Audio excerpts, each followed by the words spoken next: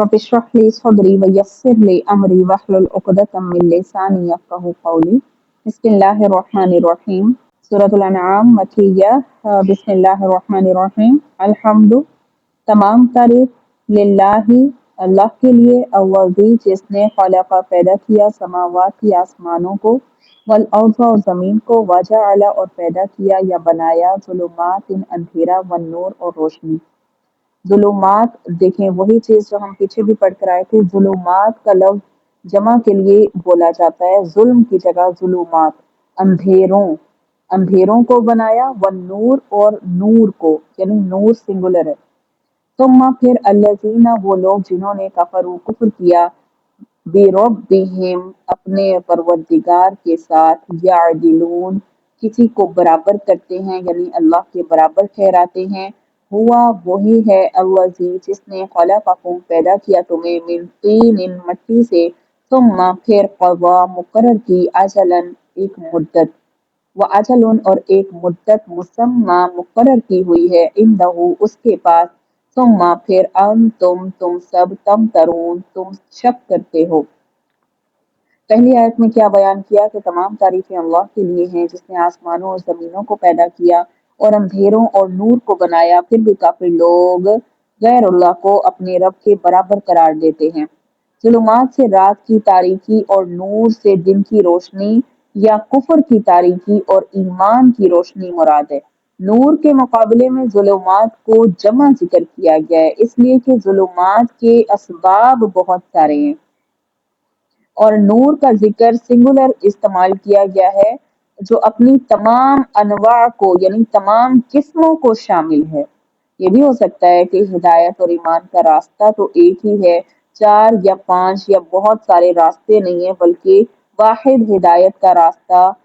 एक ही है, यानी अल्लाह को वहदहू ला शरीक जानना, उसके साथ दूसरों को शरीक ना ठहराना। लेकिन वो लोग जो काफिर हैं वो फिर भी दूसरों को अल्लाह का शरीक बनाते हैं। अगली आयत में क्या फरमाया, वो ऐसा है जिसने तुम्हें मिट्टी से बनाया, फिर एक मुतय्यन या मुअय्यन वक्त तक तुम्हें बनाया, और दूसरा मुअय्यन वक्त खास अल्लाह ही के नजदीक है, और फिर भी तुम शक रखते हो। यानी मरने का एक वक्त मुकर्रर है और एक मुद्दत उसके यहाँ, यानी एक मुद्दत है जो तुम्हें जमीन में भी ठहरना है, और फिर मरने का एक मुतय्यन वक्त है। फिर भी तुम ए काफिरों अल्लाह के बारे में शक करते हो। यानी तुम्हारे बाप आदम अलैहिस्सलाम को, जो तुम्हारी असल हैं और जिनसे तुम निकले हो, उसका सब के सब कौन है? मिट्टी से बनाए गए हैं। इसका दूसरा मतलब ये भी हो सकता है कि तुम जो खुराक और ग़ज़ाएं खाते हो सब जमीन से पैदा होती हैं, और इन्हीं ग़ज़ाओं से नुत्फ़ा बनता है जो रहमे मादिर में जाकर इंसान की तख्लीक का बाइस बनता है। तो इस लिहाज से भी तुम्हारी पैदाइश मट्टी से हुई। ठीक है, तुम्हारी पैदाइश मट्टी से हुई। इसके क्या माना है? 2 माना कि तुम्हारे बाप यानी आदम अलैहिस्सलाम जो कि तुम्हारी असल है, वो जिनसे तुम निकले हो वो भी मिट्टी से बने, और दूसरा मतलब इसका ये भी हो सकता है कि तुम जो खुराक और ग़िज़ा खाते हो वो मिट्टी की पैदावार होती है, और क्या है, उसी से नुत्फ़ा बनता है, और जो मादरे रहम में जाकर इंसान की तख्लीक का बाइस बनता है। तो इस लिहाज से भी तुम्हारी पैदाइश मिट्टी से हुई। फिर एक वक्त जो मुतय्यन है वो मौत का वक्त है, और दूसरा जो वक्त मुतय्यन है आखिरत का वक्त है। इसका इल्म भी सिर्फ अल्लाह को है, यानी कि पहली अजल से मुराद पैदाइश से लेकर मौत तक इंसान की उम्र है, और दूसरी मर्तबा जो अजल मुसम्मा लफ्ज़ इस्तेमाल हुआ, यहाँ से मुराद इंसान की मौत से लेकर क़यामत तक का वक्त है, और दुनिया की कुल उम्र है, जितना अरसा वो कब्र में रहेगा और जितना अरसा ये दुनिया कायम रहेगी। जब ये दुनिया खत्म होगी तो फिर जाहिर है आखिरत की जिंदगी शुरू हो जाएगी। तो ये जो दौरानिया है ये भी अजल मुराद है। फिर उसके बाद क्या फरमाया कि कयामत के वाक़े होने में, जैसे कि कुफ़ार और मुशरिक कहा करते थे कि जब हम मिलकर मट्टी हो जाएंगे तो हमें भला कैसे दोबारा जिंदा किया जा सकेगा। तो अल्लाह ताला वही फरमा रहे हैं, जिसने तुम्हें पहली मर्तबा पैदा किया है वही तुम्हें दोबारा जिंदा करेगा। वाहु और वही है अल्लाह, अल्लाह फिस समावात आसमानों में, वफिल अर्ज़ और जो जमीनों में है, यानी आसमानों और जमीनों में वही एक ही रब है। या अलमु वो जानता है, सिर्रकुम تمہارا جو تم چھپاتے ہو، وجہرکم اور جو پکار کر بولنا تمہارا، ویعلم اور وہ جانتا ہے ما تکسبون جو کچھ تم کماتے ہو، یعنی وہی معبود برحق ہے جو آسمانوں میں بھی ہے زمینوں میں بھی ہے، تمہارے چھپے ہوئے حال جانتا ہے، تمہارے ظاہری حال جانتا ہے، تم جو کچھ بھی عمل کرتے ہو وہ جانتا ہے۔ تو اہل سنت یعنی سلف کا عقیدہ یہی ہے کہ اللہ تعالیٰ خود تو عرش پر ہے جس طرح اس کی شان کے لائق ہے، لیکن اپنے علم کے لحاظ سے ہر جگہ ہے، یعنی اس کے علم اور خبر سے کوئی چیز باہر نہیں ہے۔ ہاں جو گمراہ فرقے ہیں وہ اللہ تعالیٰ کو عرش پر نہیں مانتے، وہ کیا کہتے ہیں اللہ تعالیٰ ہر جگہ موجود ہے، جبکہ اہل سنت کا عقیدہ کیا ہے کہ اللہ خود تو عرش پر ہے لیکن اللہ اپنے علم کے لحاظ سے ہر چیز کو گھیرے ہوئے ہے، یعنی اس کے علم سے باہر کوئی چیز نہیں ہے تم جو اعمال کرتے ہو۔ یعنی یہ عقیدہ جو ہے یہ غلط ہے۔ کس کا غلط ہے؟ گمراہ فرقوں کا، کہ اللہ کو وہ عرش پر نہیں مانتے، کہ اللہ ہر جگہ موجود ہے، اور اس آیت سے اپنے اس عقیدے کو ثابت کرتے ہیں، لیکن ان کا یہ عقیدہ غلط ہے، اور ان کا یہ آیت دلیل پکڑنا بھی غلط ہے۔ کیا کیا آیت ہے؟ وہی ہے معبود برحق آسمانوں میں بھی اور زمین میں بھی، وہ تمہارے پوشیدہ احوال کو جانتا ہے اور تمہارے ظاہر احوال کو بھی جانتا ہے جو تم عمل کرتے ہو۔ تو آیت کا مطلب یہ ہے کہ وہ ذات جس کو آسمانوں اور زمین میں تم اللہ کہہ کر پکارتے ہو، وہ آسمانوں اور زمین میں اس کی حکمرانی ہے، آسمانوں اور زمین میں جس کو معبود برحق سمجھا جاتا ہے، مانا جاتا ہے، اور اللہ کیا ہے؟ تمہارے چھپے ہوئے اور ظاہر کو، جو تم عمل کرتے ہو سب کو جانتا ہے۔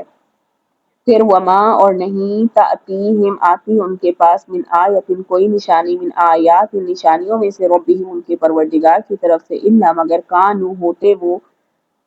انہا اس سے معرضین اعراض کرنے والے، یعنی ان کے پاس کوئی نشانی بھی ان کے رب کی طرف کی نشانیوں میں سے آ جائے، ان کے رب کی نشانیوں میں سے آ جائے تو وہ کیا کرتے ہیں؟ وہ صرف اس سے اعراض ہی کرتے ہیں۔ فقد پس تحقیق کذبوا انہوں نے جھٹلایا بالحق کی حق کو، لما جب جاءہم آیا ان کے پاس، فسوف پس البتہ یاتیہم آئیں گے ان کے پاس، انباء خبریں، ماں اس کی جو کانو تھے وہ بھی ساتھ اس کے یستہزئون مذاق اڑاتے۔ کیا کہا کہ انہوں نے اس سچی کتاب کو بھی جھٹلایا جبکہ وہ ان کے پاس پہنچی، تو ان قریب ان کو خبر مل جائے گی اس چیز کی جس کے ساتھ وہ لوگ مذاق کیا کرتے تھے۔ علم کیا نہیں یرو دیکھا انہوں نے، کم کتنے اہلکنا ہلاک کیے ہم نے، من قبلہم ان سے پہلے، من قرن بستیوں میں، مکناہم مقدور دیا تھا ہم نے ان کو، یعنی قدرت دی تھی ہم نے ان کو، قوت دی تھی، ٹھیک ہے ان کو، تو کیا ہے؟ فی الارض زمین میں، ما جو کچھ، لم نہیں، نمکن کیا ہے؟ نہیں قوت دی تھی، لکم تم کو، وارسلنا اور بھیجا ہم نے، سماء آسمان سے، علیہم اوپر ان کے، مدرارن برسنے والا، یعنی خوب بارشیں ان پر برسائیں، وجعلنا اور بنایا ہم نے، انہار اور نہریں، تجری چلتی ہیں، من تحتہم ان کے نیچے، فاہلکناہم پس ہلاک کیا ہم نے ان کو، بذنوبہم ان کے گناہوں کی وجہ سے، وانشأنا اور پیدا کیے ہم نے، من بعدہم ان کے بعد، قرنن امتیں، آخرین دوسری۔ با محاورہ ترجمہ دیکھیے، علم یرو کما اہلکنا من قبلہم من قرن مکناہم فی الارض ما لم نمکن لکم، کیا انہوں نے نہیں دیکھا کہ ہم ان سے پہلے کتنی جماعتوں کو ہلاک کر چکے جن کو ہم نے دنیا میں ایسی قوت دی تھی کہ وہ قوت، کہ تم کو وہ قوت نہیں دی، ما لم نمکن لکم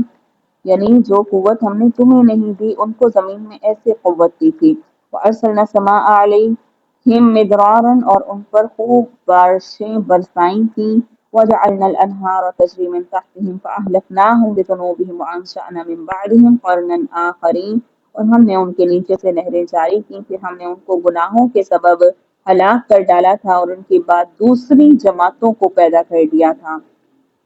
وَأَنشَأْنَا مِن بَعْدِهِمْ قَرْنًا آخَرِينَ اور ان کے بعد دوسری امتوں کو پیدا کر دیا تھا، یعنی جب گناہوں کی پاداش میں تم سے پہلی امتوں کو ہم ہلاک کر چکے گناہوں کی وجہ سے، تو حالانکہ وہ ایسی قومیں تھیں، ایسی امتیں تھیں جو طاقت اور قوت تم سے کہیں زیادہ رکھتی تھیں، تم سے کہیں زیادہ خوشحال تھیں، تم سے کہیں زیادہ رزق کی فراوانی میں تھیں، تم سے بڑھ کر تھیں، تو تمہیں ہلاک کرنا ہمارے لیے بھلا کیا مشکل ہو سکتا ہے؟ یعنی ان کو ہم ہلاک کر سکتے ہیں تو تم کیا شے ہو؟ اس سے یہ بھی پتہ چل جاتا ہے کہ کسی قوم کی محض مادی ترقی اور خوشحالی سے یہ نہیں سمجھ لینا چاہیے کہ وہ بہت کامیاب ہو گیا، کامران ہو گیا، بلکہ وہ تو صورتیں ہیں جو بطور امتحان اللہ تعالیٰ قوموں کو عطا کرتا ہے، لیکن جب مہلت ختم ہو جاتی ہے تو پھر یہ ساری ترقیاں، ساری خوشحالیاں انہیں اللہ کے عذاب سے بچانے میں بھی کامیاب نہیں ہو سکتی۔ تو ان کو کیوں اللہ تعالیٰ نے ان کو نعمتیں دی؟ تاکہ وہ ان سے ان کو آزمائے۔ ولو اور اگر نزلنا اتارتے ہم علیکا تیرے اوپر کتابن کتاب فی قرطاسن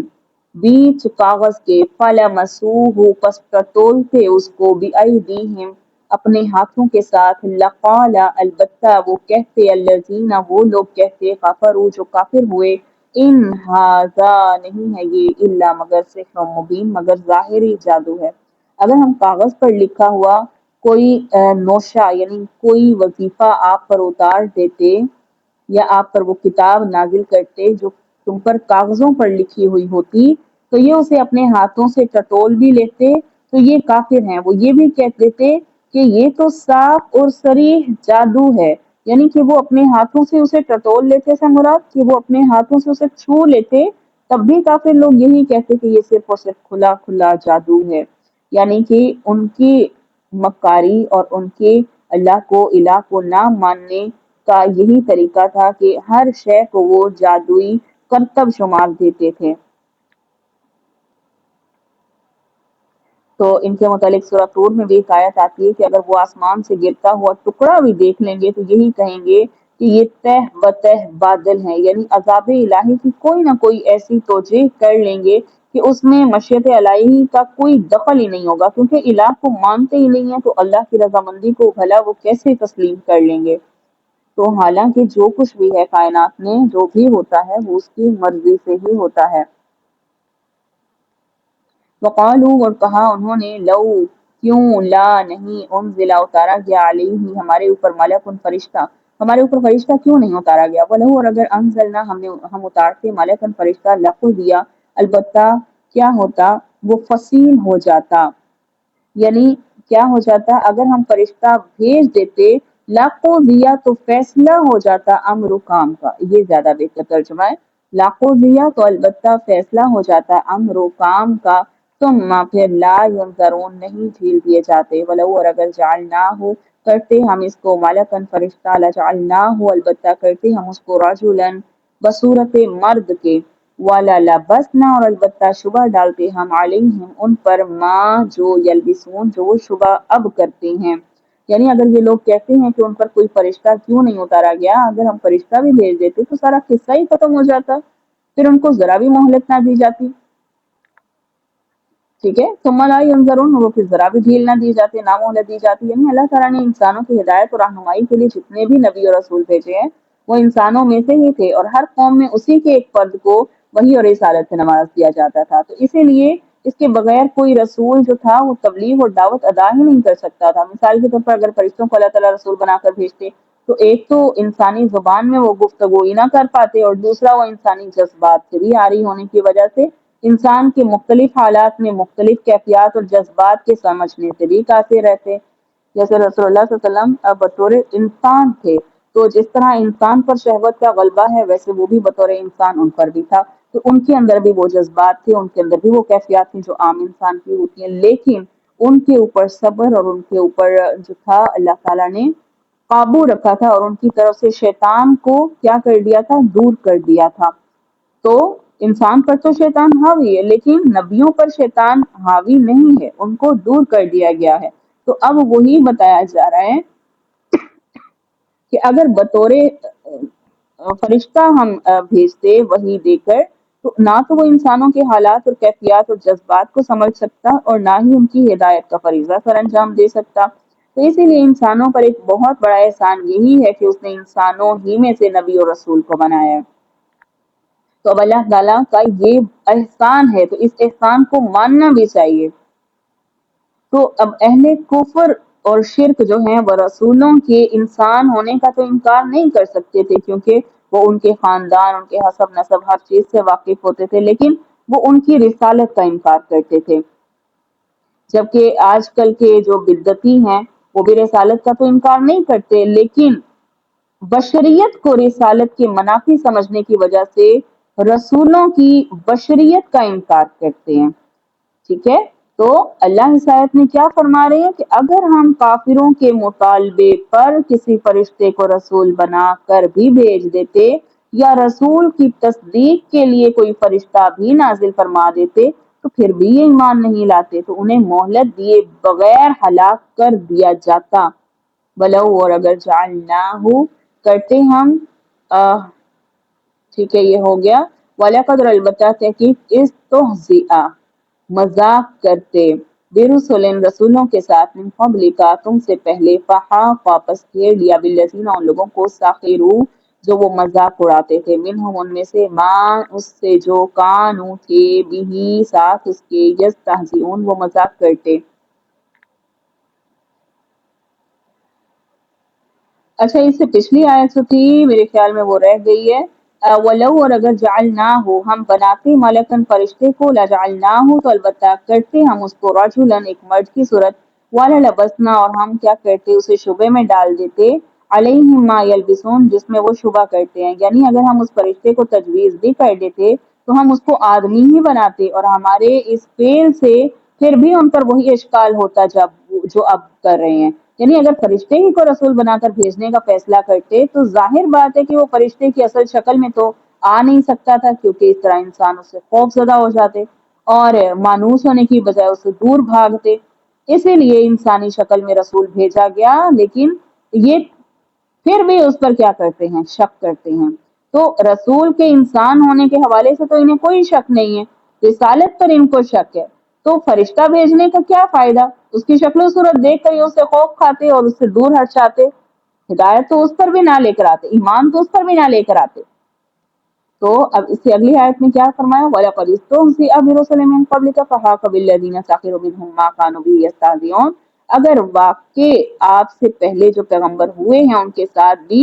مذاق کیا گیا تھا، پھر جن لوگوں نے ان سے مذاق کیا تھا ان کو اس عذاب نے گھیرا جس کا وہ مذاق اڑاتے تھے۔ یعنی اگر وہ کسی کو کوئی نشانی دی جاتی، اگر وہ اس کا مذاق اڑاتے تو اسی عذاب نے ان کو آ گھیرا تھا۔ تو ان اعتراض کا جوابات دینے کے بعد اللہ تعالیٰ نے کیا فرمایا؟ آپ صلی اللہ علیہ وسلم کو تسلی دیتے ہوئے یہ آیت نازل فرمائی کہ یہ کوئی نئی بات نہیں ہے، کافروں کا ہمیشہ سے یہی طریقہ رہا ہے کہ پہلے رسولوں سے بھی یہی کچھ ہوتا رہا ہے، تو آپ ان کی پرواہ نہ کریں، ان کا انجام جو ہے اسی قسم کا ہوگا جس طرح کا وہ مذاق اڑاتے ہیں۔ قل کہہ دو سیرو سیر کرو فی الارض زمین میں ثم انظروا پھر دیکھو کیفا کیسے کانا ہوا عاقبۃ انجام مکذبین جھٹلانے والوں کا۔ آپ فرما دیں کہ ذرا زمین میں چلو پھرو پھر دیکھ لو کہ جھٹلانے والوں کا کیا انجام ہوا، یعنی تباہ شدہ قوموں کے آثار کو نگاہ عبرت سے دیکھو اور حقیقت تم پر ظاہر ہو جائے گی اور تم اس نتیجے پر پہنچو گے کہ ان تباہ شدہ قوموں میں جو بات مشترک تھی وہ کیا تھی؟ اللہ کی نافرمانی، اللہ کی آیات کو جھٹلانا، رسولوں کی نافرمانی کرنا۔ تو ان پر عذاب آنے کی وجہ ہی یہ تھی، ہلاک ہونے کی وجہ ہی یہ تھی۔ تو آج اگر تم بھی جھٹلاتے ہو، انکار کرتے ہو اللہ کی آیات کو، تمہارا بھی یہی انجام ہوگا۔ قل کہہ دو لمن کس کے لیے ہے، ما فی السماوات جو کچھ آسمانوں میں ہے، والارض جو زمین میں ہے، قل کہہ دو للہ اللہ کے لیے ہے، کاتب لکھی ہے اس نے علی نفسہ اپنی ذات پر رحمہ رحمت، لیجمعنکم البتہ اکٹھے کرے گا تم کو الی یوم القیامہ قیامت کے دن، لا ریب فی لا نہیں ریب شک فی ہی اس میں، الذین وہ لوگ جنہوں نے خاسرو کے معنی لیں گے خسارہ سے ہے، لیکن یہاں پر نقصان میں ڈال دیا انفسہم اپنے نفسوں کو، فہم پس وہ کیا ہیں، لا یؤمنون نہیں وہ ایمان لائیں گے۔ یعنی آپ کہہ دیں کہ جو کچھ بھی آسمانوں اور زمینوں میں موجود ہے یہ سب کس کی ملکیت ہے؟ آپ کہہ دیں گے سب اللہ ہی کی ملکیت ہے، اللہ نے مہربانی فرمانا اپنے اوپر لازم فرما لیا ہے، تم کو اللہ قیامت کے روز جمع کرے گا، اس میں کوئی شک نہیں ہے۔ جن لوگوں نے اپنے آپ کو گھاٹے میں ڈالا ہے وہ ایمان نہیں لائیں گے۔ سوال کا جواب اللہ تعالیٰ نے خود ہی اس لیے دیا کہ مشرکین اس سوال کا جواب دینا نہیں چاہتے تھے۔ وجہ کیا تھی؟ کہ لوگ عقیدتاً اس بات کے قائل تھے کہ ہر چیز کا مالک اللہ ہے۔ اب اگر وہ اس بات کا انکار کرتے تو اقرار کے خلاف دلیل ان کی پکڑی جاتی، انکار کرتے تو یہ بات ان کے عقیدے کے خلاف ہو جاتی۔ تو انہوں نے جواب دینے کی بجائے خاموشی اختیار کی، تو اللہ نے خود ہی اس کا جواب دے دیا، اور جواب بھی ایسا دیا جو ان کے نزدیک بھی قابل قبول تھا۔ کیا پچھلی آیت میں اللہ تعالیٰ نے نافرمان قوموں کو ہلاک کرنے کا ذکر کیا تھا، تو ساتھ ہی اس آیت میں اپنے صفت رحمت کا بھی ذکر کر دیا۔ کیا دیکھیے، فَتَبَ عَلَى نَفْسِهِ الرَّحْمَةِ، اس ذات نے اپنے اوپر لازم کر لیا ہے رحمت کو۔ پیچھے اگر عذاب کا ذکر آیا تو اللہ تعالیٰ نے اپنی صفت یہ بھی بتا دی کہ رحمت اس کی صفت ہے، اور بہت سے دور میں رحمت ہی غالب آتی رہی ہے۔ تبھی تو یہ لوگ بچتے رہے ہیں، جو ظلم کرتے رہے ہیں اپنے نفسوں پر بھی اور زمانے پر بھی، فساد جو برپا کرتے رہے ہیں، تو اس کی رحمت کے بلبوتے ہی تو بچتے رہے ہیں۔ وَلَهُ، اور اس کے لیے ہی ہے، ماں جو کچھ سکن بستا ہے، فی اللیل رات میں، والنہار اور دن میں، وَهُوَ اور وہی ہے، سمیع اور سننے والا، علیم جاننے والا۔ اور جو مخلوق رات اور دن میں بستی ہے سب اسی کی ہے، اور وہ کیا ہے؟ وہ سننے والا ہے اور جاننے والا ہے۔ قل کہہ دو، اغیر اللہ، کیا سوائے اللہ کے، اتخذوا پکڑوں میں، ولیًا دوست کو، فاطر السماوات وہ جو پیدا کرنے والا ہے آسمانوں کا، والارض اور زمین کا، وَهُوَ اور وہی ہے، یطعم وہ کھلاتا ہے، ولا یطعم اور نہیں کھلایا جاتا۔ قل کہہ دو، انی بے شک میں، امرت میں حکم دیا گیا ہوں، ان اکونا یہ کہ میں ہوں، اول من اسلم اس میں اول ہوں جو اسلام لایا، جو مسلمان ہوا۔ وَلَا تَكُونَنَّ اور ہرگز مت ہو جانا، من المشرکین مشرکین میں سے، یعنی اے پیغمبر تم مشرکوں میں سے نہ ہو جانا۔ کیا بتایا گیا؟ کہہ دیجئے، کیا اللہ کے سوا جو آسمانوں اور زمینوں کو پیدا کرنے والا ہے، جو کہ کھانے کو دیتا ہے اور اس کو کوئی کھانا نہیں دیتا، اور کسی کو معبود اور کس کو میں معبود قرار دے دوں؟ آپ صلی اللہ علیہ وسلم فرما دیجئے کہ مجھے یہ حکم دیا گیا ہے کہ سب سے پہلے میں اسلام قبول کروں، تو مشرکوں میں سے ہرگز نہ ہونا۔ یعنی اللہ کے حقیقی الہ ہونے کا معیار تو یہ ہے کہ تمام کائنات کو اسی نے پیدا کیا ہے۔ پھر کائنات کی تخلیق میں کوئی دوسرے الہ کا کوئی حصہ نہیں ہے، اور الہ ہو بھی نہیں سکتا، کیونکہ دوسرا معیار یہ ہے کہ وہ سب دوسروں کو کھلاتا ہے لیکن خود کسی سے کچھ نہیں کھاتا۔ اس کے مطلب یہ بھی مطلب ہو سکتا ہے کہ جو کھانا کھاتا ہے وہ کبھی الہ نہیں ہو سکتا، کیونکہ کھانے کا وہ محتاج ہے، اور اللہ کو کھانے کی کوئی حاجت نہیں ہے۔ دوسرا مطلب یہ بھی ہو سکتا ہے کہ سب لوگ کھانے تک کے لیے اس کے پاس ہاتھ پھیلاتے ہیں، یعنی جو محتاج ہو وہ الہ نہیں ہو سکتا۔ حقیقی الہ تو وہی ہو سکتا ہے جو کسی کے آگے ہاتھ پھیلانے کا محتاج نہ ہو۔ تو اب دیکھیں، مشرکین نے جن جن کو اپنا خدا بنا رکھا تھا، وہ ان بندوں کو رزق دینے کی بجائے الٹا ان سے رزق لیتے تھے۔ کبھی فرعون جو تھا وہ خدائی کا اپنے اوپر اس نے لازم کر لی تھی کہ میں خدا ہوں، اور وہ کیا کرتا تھا؟ بندوں سے ٹیکس وصول کرتا تھا، نذرانے وصول کرتا تھا، اور کھاتا پیتا تھا، اور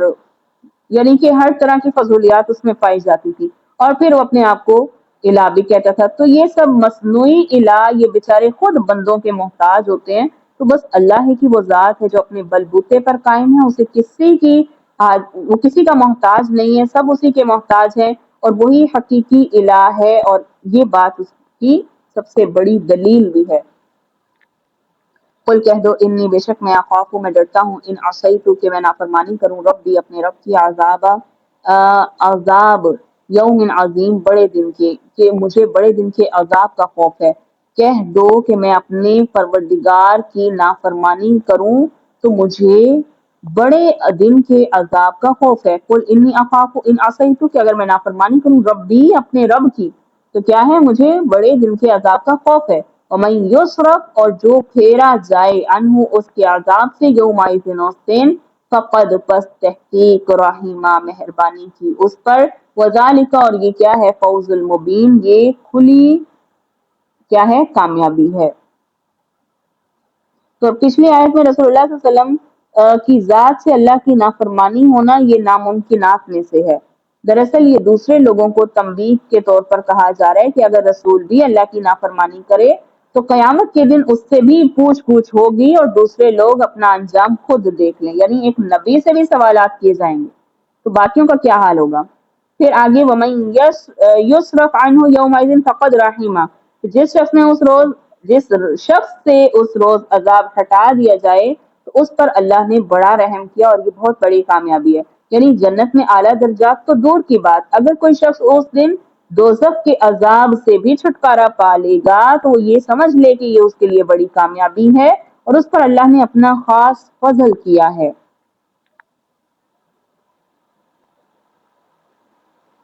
وَإِن يَمْسَسْكَ، اور اگر لگا دی تجھے اللہ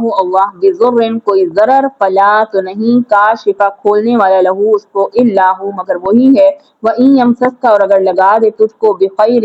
کوئی خیر، فہو تو وہی ہے علی کل شیء ہر شے پر قدیر قادر۔ کیا فرمایا کہ اگر اللہ تجھ کو کوئی تکلیف پہنچائے تو اس کو دور کرنے والا سوائے اللہ کے کوئی نہیں ہے، اور اگر تم کو اللہ کوئی نفع پہنچائے تو وہ ہر چیز پر پوری قدرت رکھنے والا ہے۔ وَهُوَ الْقَاهِرُ۔ اچھا، اس آیت میں دیکھیے شرک کی جڑ بھی کٹ جاتی ہے، کیونکہ جس انسان کا یہ عقیدہ پختہ ہو جائے کہ دکھ درد کو دور کرنے والا اور فائدہ پہنچانے والا صرف اللہ ہی ہے، تو کسی دوسرے کو بھلا کیوں پکارے گا، اس کی نظر و نیاز کیوں دے گا یا اس کے آگے سر کیوں جھکائے گا؟ کیونکہ انسان جب بھی شرک کرتا ہے تو انہی دو باتوں کی وجہ سے کرتا ہے کہ اسے کوئی فائدہ مل رہا ہوتا ہے یا اس سے کوئی پریشانی دور ہو رہی ہے۔ جب ان دونوں باتوں کو وہ اللہ کے سپورٹ کر دے، اللہ کو ہی خالق و مالک اور اس کا خالق کو مختار سمجھ لے، تو اسے شرک کی ضرورت پیش آ ہی نہیں سکتی ہے۔ وَهُوَ الْقَاهِرُ، اور وہی غالب ہے فوق عبادی اپنے بندوں پر، وَهُوَ اور وہ کون ہے، حکیم و حکمت والا ہے، خبیر اور خبردار ہے، یعنی اللہ اپنے بندوں کے اوپر غالب ہے، برتر ہے اور وہی بڑی حکمت والا ہے اور پوری خبر رکھنے والا ہے، یعنی کوئی شخص غلبہ اور اقتدار کے پنجے سے نکل نہیں سکتا، نہ ہی کہیں بھاگ سکتا ہے، تو لہٰذا بندوں کے لیے بہتر روش یہی ہے کہ اس کے آگے سر کو جھکائیں اور بندوں کے حالات سے وہ پوری طرح آگاہ ہے۔ قل کہہ دو ایو کون ہے شیء کون سی شے ہے، اکبر جو بڑی ہے، شہادت گواہی میں، قل اللہ کہہ دو اللہ ہے، شہید وہ گواہ ہے، بینی میرے درمیان، و بینکم اور تمہارے درمیان، و اوحی اور وحی کیا گیا ہے، الیہ میری طرف، ھذا القرآن یہ قرآن، لانذرکم تاکہ میں ڈراؤں تم کو، بہ اس کے ساتھ، ومن بلغ اور جس کو یہ پہنچے۔ اَإِنَّکُمْ کیا تم، لَتَشْہَدُونَ تم گواہی دیتے ہو، ان یہ کہ مع اللہ اللہ کے ساتھ، آلہۃ کوئی معبود ہے، اخری دوسرا، قل کہہ دو لا اشہد نہیں میں گواہی دیتا، قل کہہ دو انما بے شک ہوا وہ کون ہے، الہ ہے، واحد اکیلا، واننی اور بے شک میں بریء میں بیزار ہوں، میں بری ہوں، مما اس سے جو تشرکون جو تم شرک کرتے ہو،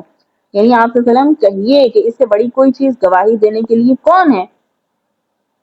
سب سے بڑی چیز گواہی دینے کے لیے کون ہے، آپ کہہ دیں کہ میرے اور تمہارے درمیان اللہ گواہ ہے، ٹھیک ہے، یہ گواہ بنا لیں، اللہ کو گواہ بنا لیں، اور میرے پاس یہ قرآن بطور وحی بھیجا گیا ہے تاکہ میں اس قرآن کے ذریعے تم کو اور جس جس کو یہ قرآن پہنچے ان سب کو ڈراؤں، اور تم سچ مچ یہی گواہی دو گے کہ اللہ کے ساتھ کچھ اور معبود بھی ہیں، تو آپ صلی اللہ علیہ وسلم آپ یہ کہہ دیں، میں تو گواہی نہیں دیتا، آپ فرما دیں کہ بس وہ تو ایک ہی معبود ہے اور بے شک میں تمہارے شرک سے بیزار ہوں۔ اللہ کی شہادت سب سے بڑھ کر کیسے ہو سکتی ہے، یعنی شہادت دو طرح سے ہوتی ہے، ایک آنکھوں دیکھا حال کسی قاضی، جج یا حاکم کے سامنے بیان کرنا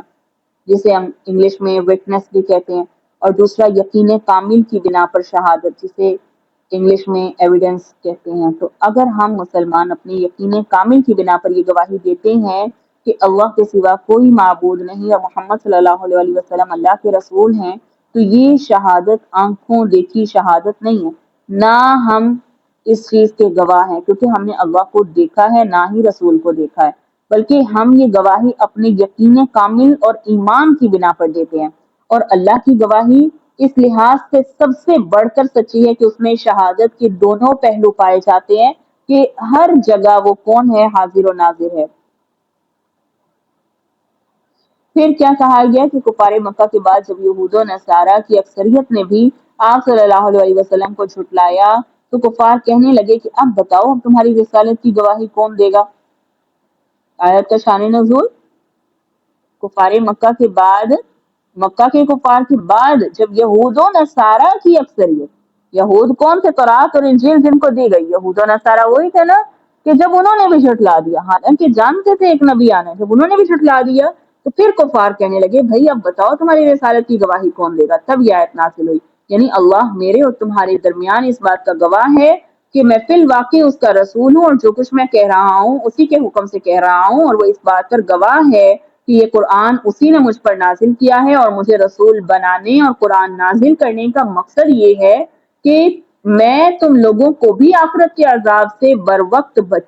تمہیں آگاہ کر دوں اور تمہیں اس سے بچانے کی کوشش کروں، اور اسی قرآن کے ذریعے ان لوگوں کو بھی ڈراؤں جن تک قرآن کی آواز پہنچے، میری ہدایت جن تک پہنچے۔ تو اس آیت سے رسول اللہ صلی اللہ علیہ وسلم کی رسالت کی تمام قوم اور عالم کی وہ بھی ثابت ہو گئی کہ تب تک رسول اللہ صلی اللہ علیہ وسلم نے پیغام پہنچانے کی کوشش کی، اور امت مسلمہ کا یہ فرض ہے کہ وہ قرآن کی آواز کو دنیا کے کونے کونے تک پہنچائیں، جتنا ہو سکے جتنا سیکھیں اس کو ضرور آگے پھیلایا کریں، اس سے آپ کے علم میں بھی اس میں اضافہ ہوگا اور آپ کو اس کا فائدہ بھی بہت زیادہ ہوگا کہ یہ آپ کو کبھی بھولے گا نہیں۔ قرآن کا علم ہی ایسا ہے کہ جب آپ اسے حاصل کرتے ہیں آپ کو لگتا ہے آپ کو آ گیا ہے، لیکن جب آپ اسے سکھانے لگتے ہیں تو بعض اوقات ایسے سوالات آپ کے سامنے آتے ہیں کہ اس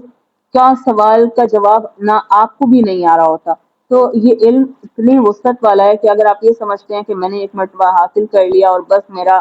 فرض پورا ہو گیا، تو نہیں، جتنے مرتبہ قرآن کو پڑھا جائے گا تو قرآن ایک نئے طریقے سے آپ کے سامنے آئے گا، ایک نیا راستہ آپ کے سامنے کھلے گا، ایک نئی ہدایت آپ کے سامنے کھلے گی۔ اس لیے کوشش کیا کریں کہ جتنا حاصل کریں اس کو ضرور پہنچائیں بھی۔ الذین وہ لوگ جنہیں آتیناہم دی ہم نے ان کو کتاب یعرفونہ وہ پہچانتے ہیں اسے، کما یعرفونہ جیسے وہ پہچانتے ہیں ابناءہم اپنے بیٹوں کو۔ الذین وہ لوگ جنہوں نے خسروا نقصان میں ڈال رکھا ہے انفسہم اپنے نفسوں کو، فہم تو پس وہی ہیں لا یؤمنون وہ ایمان نہیں لاتے۔ تو اس آیت کی وضاحت کی شاید ضرورت نہیں ہے کیونکہ ہم پہلے پارے میں پڑھ کر آئے کہ کیا ہے کہ جو کتاب دیے گئے یعنی یہودی اور نصارہ جو کتاب دیے گئے تھے وہ آخری نبی کو ایسے پہچانتے تھے اور آخری کتاب کو ایسے پہچانتے تھے جیسے اپنے بیٹوں کو پہچانتے ہیں۔ تو باپ کا بیٹے کو فوراً پہچان لینا کیا ہے؟ ایک قدرتی عمل ہے، ایک فطری عمل ہے کہ اس سے محبت کا اتنا اظہار ہوتا ہے، اتنا اس سے انسیت ہوتی ہے کہ باپ بیٹے کو بنا دیکھے بھی اسے پہچان لیتا ہے۔ تو یعنی نبی بھی کو بھی ایسے ہی یہود و نصارہ پہچانتے تھے جیسے ایک انسان اپنے بیٹوں کو پہچانتا ہے، لیکن پھر بھی انہوں نے اپنے آپ کو نقصان میں ڈال رکھا ہے، اور کیا ہے ان کی ہٹ دھرمی کی وجہ ہی یہ تھی، حسد کی وجہ ہی یہ تھی کہ یہ نبی جو ہے یہ ہمارے نسل میں سے آیا کیوں نہیں، تو اسی بدولت وہ بہرحال اپنا ہی نقصان کر رہے ہیں۔